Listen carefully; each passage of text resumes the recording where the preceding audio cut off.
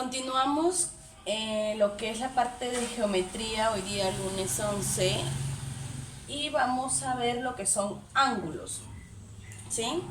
Ángulos, no hay que recordar que los ángulos, ¿qué es un ángulo? Es la abertura que se forma por dos rayos, la abertura entre dos rayos, este es el ángulo. Tenemos sus elementos ¿cuáles son? Lados, vértices. ¿Cuáles son los lados? Sería OA y OB, que serían los rayos respectivos.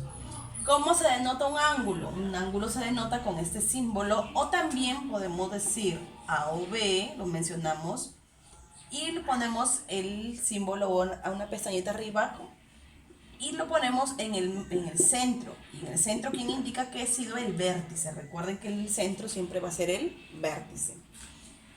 ¿Cómo clasificamos? Hay que recordar también que la unidad de medida de los ángulos que nosotros vemos es en el sistema sexagesimal, y el instrumento que se usa para poder medir ángulos, ¿quién es? Yo creo que todos lo conocemos, es el transportador. Vamos viendo la clasificación.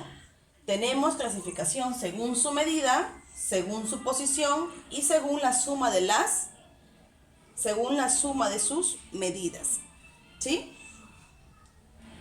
Según su medida, tenemos, por ejemplo, ángulos agudos, rectos, obtusos, llano. También tenemos el ángulo llano. ¿Cuándo un ángulo es agudo?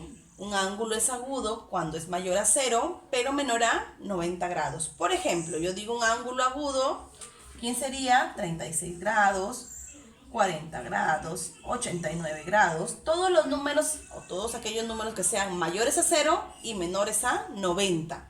Estos serían los ángulos agudos. ¿Cuándo un ángulo es recto? Un ángulo es recto cuando su medida es igual a 90 grados. ¿Sí? ¿Cuándo es obtuso? Cuando es mayor a 90, pero menor a 180. Entonces, todos los números que se encuentren mayores a 90, pero menores a 180, yo estoy diciendo que son ángulos obtusos. Por ejemplo, tenemos 137, otro ángulo obtuso sería 179.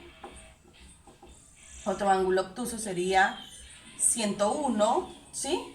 Todos los números que sean mayores a 90 pero menores a 180 hablamos de ángulos obtusos. ¿Y el ángulo llano cuál es? El ángulo llano es aquel que mide 180 grados. También tenemos según su posición ángulos adyacentes, ángulos consecutivos y ángulos opuestos por el vértice. ¿Cuándo son ángulos adyacentes? Ángulos adyacentes es cuando uno está al costado del otro.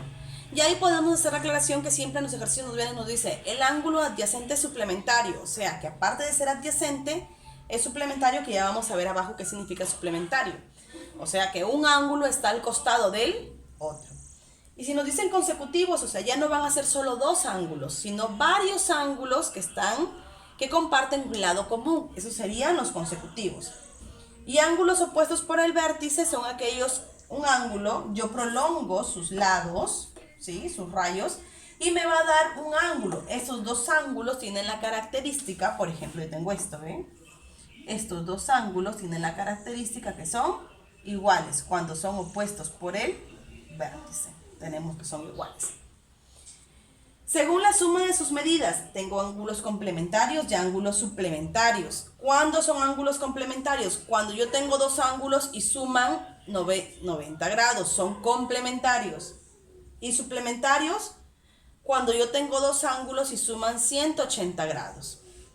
Entonces ahí ya viene, y cuando yo les decía adyacente suplementario, ¿qué quiere decir adyacente suplementario? Que hay dos ángulos que están continuos, pero que además forman un ángulo de 180. Ahora, del ángulo complementario y suplementario sale cuando me preguntan, ¿hay el complemento de? Cuando yo digo que es el complemento, por ejemplo, me dicen, complemento de 37, yo voy a decir, si me dicen complemento, yo voy a decir 90 menos 37, que será 53. Y si me dicen los suplementarios, el suplemento de 100, ¿yo qué voy a decir? Ya no 90, sino 180 menos 100, menos el ángulo. ¿Cuánto me des el suplemento de 100? A 80 grados, ¿sí? Eso es con respecto a complemento y suplemento. El complemento es 90 menos el ángulo, el suplemento es 180 menos el ángulo. Listo, esto sería todo lo que es que recordar lo que son ángulos.